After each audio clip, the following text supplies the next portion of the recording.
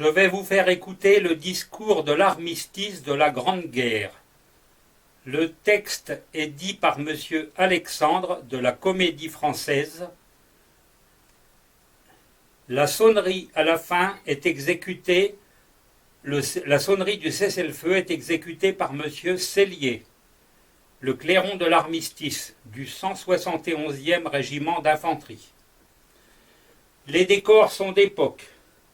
Le cadre de l'armistice signé en forêt de Rotonde, le phonographe qui a servi dans les tranchées dans la Somme et au chemin des Dames, de 14 à 18, les deux casques français, artillerie et génie, et le casque anglais ou australien ou canadien. C'était strictement les mêmes.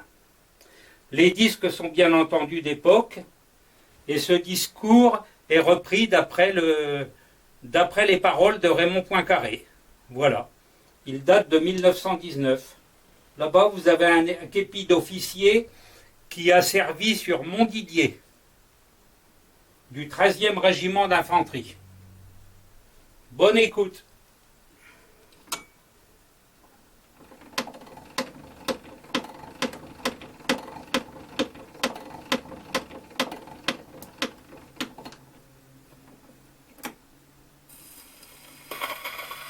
Une page d'histoire. L'armistice de la Grande Guerre. Le jour est gris, le ciel lourd et bas. Les hommes des tranchées ont quitté leurs repères. L'Allemand déraciné du sol où il s'incruste a repassé la frontière de Belgique. Les deux lignes sont là, et les hommes se guettent. Les coups de feu sont rares. L'homme de la guerre sent confusément que quelque chose de grand semble se préparer. Ça et là, un obus fait sauter de la terre. Dans le ciel obscur et par-dessus la tête de ceux qui meurent et tuent, les messages se croisent. Ils portent le destin. La nouvelle parvient que les parlementaires de l'armée en retraite, qui devaient se présenter devant les lignes françaises le 7 novembre au matin, n'atteindront nos avant-postes que ce même soir, lorsque le jour tombera. L'ordre a été donné. On doit cesser le feu. Et le calme se fait autour de la route qui va de la Capelle dans le département de l'Aisne à Trélon dans les Flandres. Le 171e régiment d'infanterie a fourni la section qui doit garder la route. La nuit est sombre et le brouillard glacial. Quelques fusées éclairantes s'écartent encore dans la nuit et semblent y jeter des lueurs d'espérance. La lumière d'un phare et, dans l'obscurité, les notes aiguës d'un trompette prussien. La première voiture fait son apparition. Le capitaine L'Huillier, qui commandait le bataillon de garde aux avant-postes, s'avance. Halte là, qui livre? Général von Winterfeld et les membres de la mission des parlementaires allemands. Suivez-moi. Le caporal Clairon Cellier, du 171e, remplace le trompette de l'armée vaincue. Et à plein poumon, lance le cessez-le-feu libérateur que les sonneries des régiments de France reprendront jusqu'à perdre le souffle sur le passage de ceux qui viennent demander merci.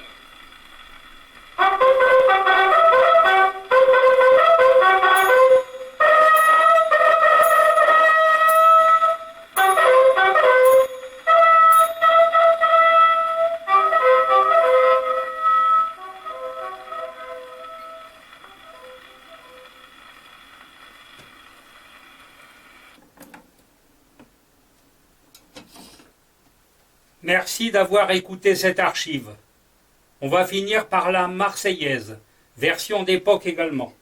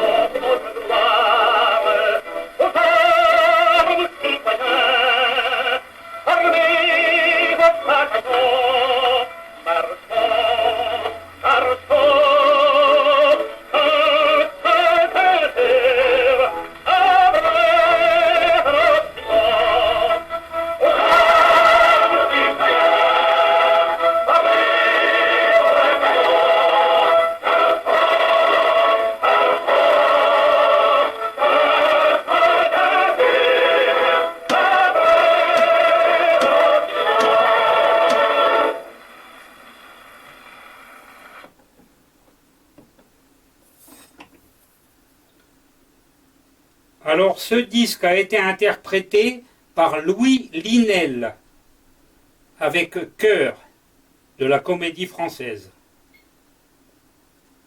Pareil, même époque, 1918-1919. Je vous remercie.